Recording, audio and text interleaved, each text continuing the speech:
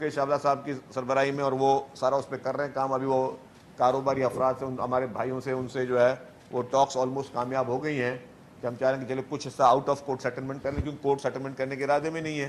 तो ये आप हिसाब लगाएं कि जो आप मतलब इससे बड़ी क्या ज्यादती होगी कि आप एक जगह का इंफ्रास्ट्रक्चर ख़राब भी करें और फिर उसका जो सेस टैक्स मिलना है उसको इंफ्रास्ट्रक्चर सेस टैक्स है, उसको ठीक करने के लिए वो पैसे भी हुकूमत को ना मिले, वो भी कोर्टों में जमा हो और वहाँ पे सालों साल केसेस लगते हैं, वहाँ पे नहीं मिले, तो आप कैसे चीज़ें कर सकते हो?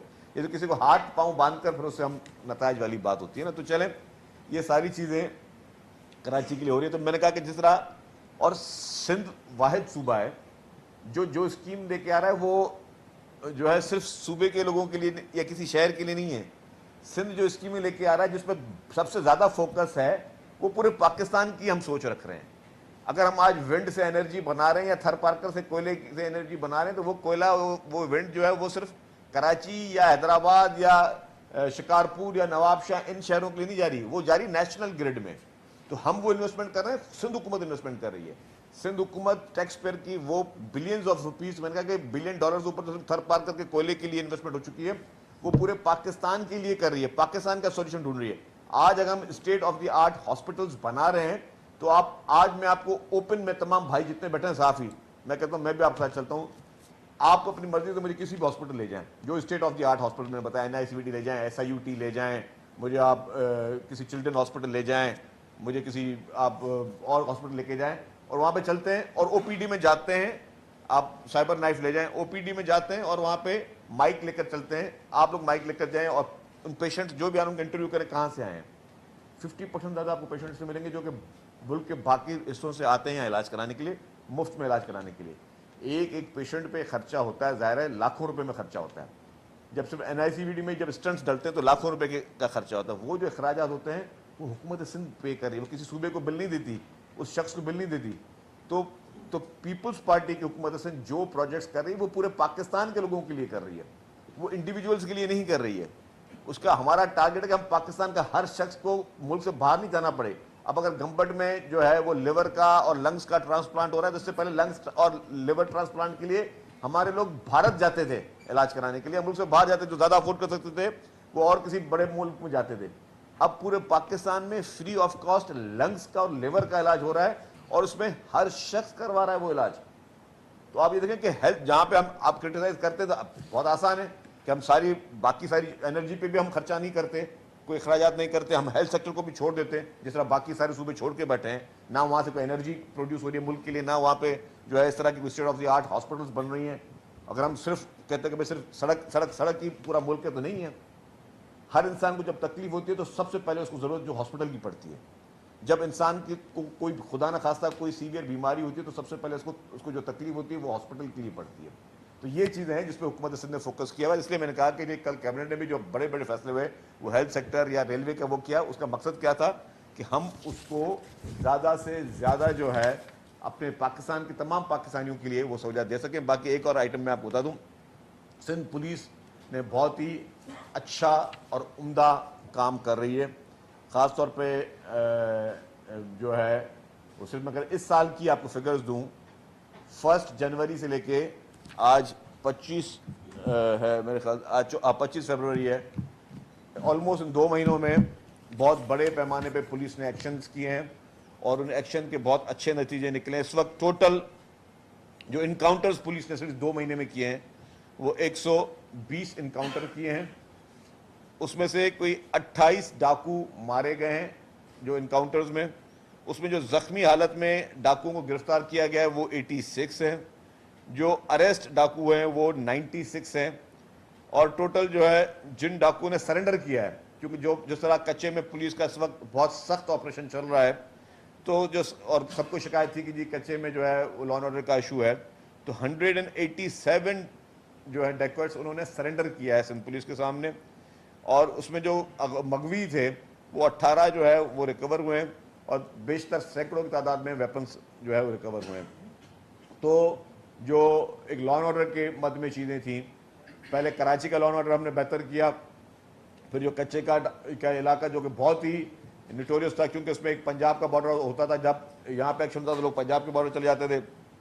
अब पंजाब अपने इलाके में एक्शन कर रहा है, सिंध पुलिस अपने इलाके में एक्शन कर रही है। तो ये बहुत बड़ी तादाद में बहुत बड़ी कामयाबी मिली है। और इस वक्त मैं आपको बिल्कुल वसूख के साथ कह सकता हूँ कि हमारे तमाम हाईवेज सिक्योर हैं, सिंध के तमाम डिस्ट्रिक्ट सिक्योर हैं, आवाम अपनी मर्ज़ी से उन तमाम डिस्ट्रिक्ट्स में सफ़र कर सकते हैं, कहीं पे कोई प्रॉब्लम नहीं है। जितने भी जो कच्चे के इलाके की वजह से या जो अगवा बराए तावान की जो वाक़यात थे वो ऑलमोस्ट इस वक्त हम लोग ज़ीरो पर लेके आए हैं।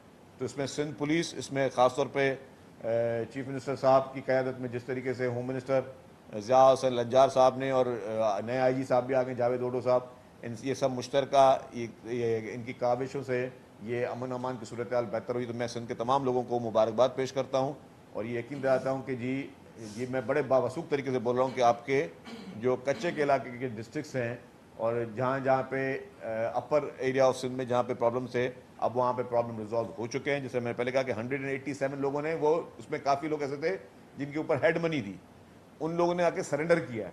जब उनको पुलिस के एक्शन का खौफ हुआ तो उन्होंने सरेंडर किया है। और फिर मैंने जिस तरह कहा कि 120 जो है इनकाउंटर्स हुए हैं, मैं रिपीट कर रहा हूँ, 28 लोग इनकाउंटर्स में मारे गए, 86 डेकोइट जो है ज़ख्मी हालात में गिरफ्तार किए गए और डेकोइट्स अरेस्ट किए गए जो इनकाउंटर के बाद वो 96 हुए हैं। तो ये इस वक्त बेहतरी की सूरत हाल है और हुकूमत सिंध दिन रात फोकस्ड है, काम भी कर रही है और इंशाअल्लाह ताला अवाम के वोटों से जो चुन के लोग आते हैं वो अवाम पर यकीन रखते हैं और हमें ही डिलीवर करना है, क्यों हमारे पास और कोई रास्ता नहीं है। हम और किसी फार्मों के ज़रिए नहीं आते, हमारे पास और कोई रास्ता नहीं है। तो हमें वापस जब भी इलेक्शन होने हैं तो अवाम के पास ही जाना है और अवाम के पास जाके हमने अवाम से ही वोट लेना है। इसीलिए हमारा फोकस जो है वो मुसलसल तौर पर यही है कि हम हर सेक्टर में पब्लिक की खिदमत कर सकें।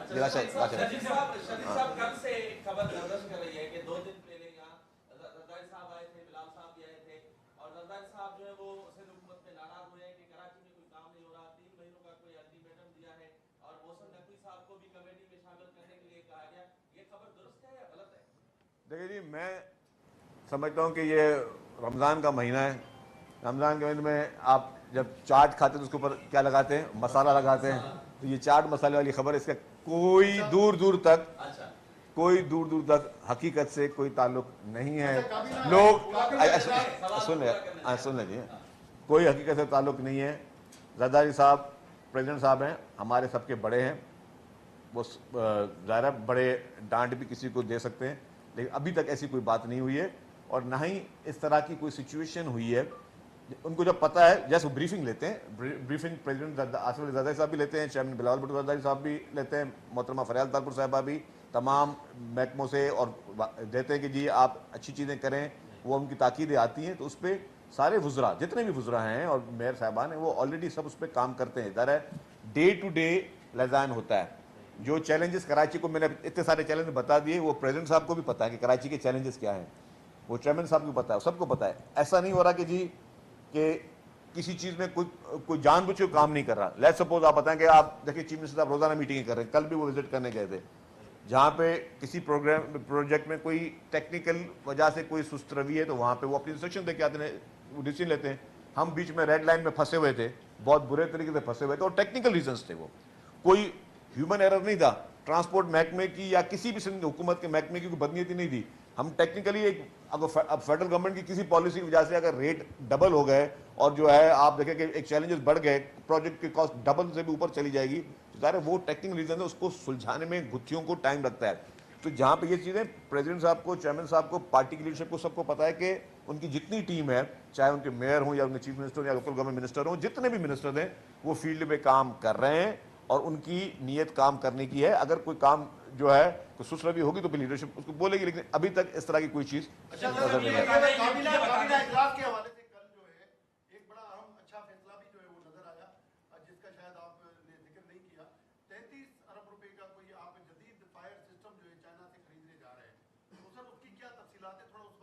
देखिए जी, वो G2G गवर्नमेंट टू गवर्नमेंट जो है उसमें एग्रीमेंट कर रहे हैं, वो तो कल सारी चीज़ें आ चुकी हैं कि उसमें स्नॉर्कल्स लिए जा रहे हैं, फायर के आलात, ड्रोन्स भी लिए जा रहे हैं, जिसकी वजह से कभी इस तरह की सूरत हाल हो तो वो उसको जितना हमारा रेस्क्यू का सिस्टम है उसको एक तो यूनाइट भी कर रहे हैं हम, मतलब कि उसको अंडर वन अम्ब्रेला लेके आ रहे हैं कि कभी 11 22 कर रहा है, KMC कर रहा है, बाकी कर हम चाह रहे हैं कि अंडर वन अम्ब्रेला सारे जितने भी हमारे रेस्क्यू के इदारे हैं वो उसको आ जाएं, ज़्यादा ऑर्गेनाइज तरीके से आ जाएं। आफ्टर गुल प्लाजा वाला जो वाक़या था اس کے بعد ظاہر ہے it was eye opener for every one, اور بہت افسوسناک واقعہ تھا گل پلازا کا، سب کے لیے وہ افسوسناک واقعہ تھا.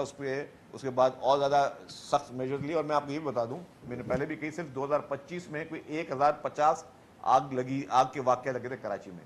1050 آگ کے واقعات ہوئے تھے کراچی میں. وہ آگ کے واقعات کس نے بجھائے تھے؟ وہ اسی ہماری ریسکیو 1122 کی ٹیم نے اور KMC کی فائر بریگیڈ نے بجھائے تھے. تو ایک واقعے میں زیادہ جہاں ہو گئی تو ہو گئی. جی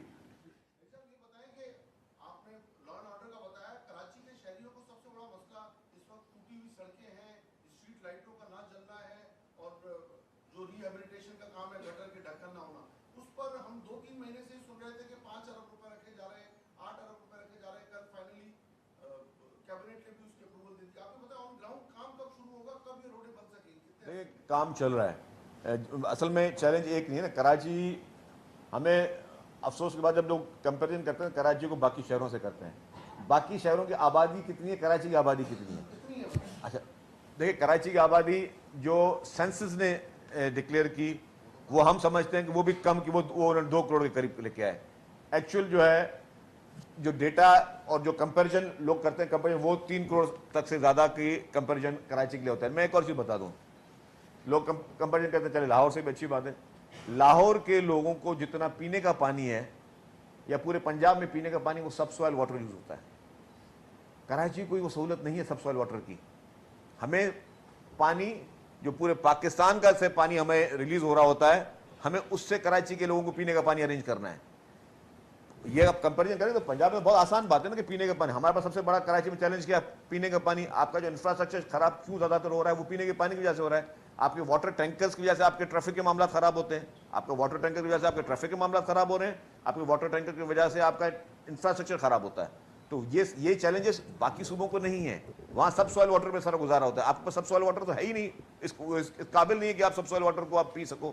تو وہاں پہ قدرتی، وہ ساری چیزیں قدرتی اللہ تعالیٰ کی طرف سے دی ہوئی ہیں کہ ان کو وہ ایک ایج وہاں پہ ہے. ہمارے پاس وہ ایج نہیں ہے. ہمیں وہی پانی پورا کھینچ کے جو ہے وہاں لے کے، پھر دابچ لے کے پانی کو ہم نے پورے کراچی اور کرنا ہے. اور دوسرا، کراچی کی جو روزانہ کی جو ٹریفک اور روزانہ کی جو آبادی ہے نا، یہ آپ کا اس کا کمپیریزن کسی شہر سے نہیں کر سکتے، آپ ملکوں سے کر سکتے ہیں. دنیا میں آپ دیکھیں کتنے ممالک ہیں جن کی پاپولیشن صرف کراچی جتنی ہے. اگر آپ اس کو کر کے پھر آپ کو اس کو ٹریٹ کرنا ہے ایز اے ملک، اور ہم سمجھتے ہیں کہ ٹھیک ہے کوئی ایک میئر اور مطلب ایک چیف منسٹر جب اچانک آ کے اس کو کر سکتے ہیں، اس کے لیے پراپر ان کی پوری ٹیم کام کر رہی ہے. اور ایک اس ایریا نہیں ہے. کراچی میں بہت جگہوں پر ٹریفک جس کے سڑکوں کے ایشوز ہیں اور باقی ایشوز ہیں. چیف منسٹر صاحب خود بھی انہوں نے وزٹ کیے ہیں. اس سنڈے کو بھی چیف منسٹر صاحب بغیر کسی پروٹوکول کے ان سارے بلدیہ کا پورا ایریا انہوں نے وزٹ کیا. ایک جگہ جا کے وہاں سڑکیں دیکھی، ساری چیزیں. وہ چیلنجز کو سمجھ رہے ہیں. اب ہمارے پاس اور چیلنجز کیا ہیں؟ میں نے کہا کہ ہم لوگوں کو صرف پورٹ کی جہاں پہ بینیفٹ ہیں، وہ پورٹس کے جو ڈی میرٹ سب سے زیادہ کراچی کو فیس کرنے پڑتے ہیں.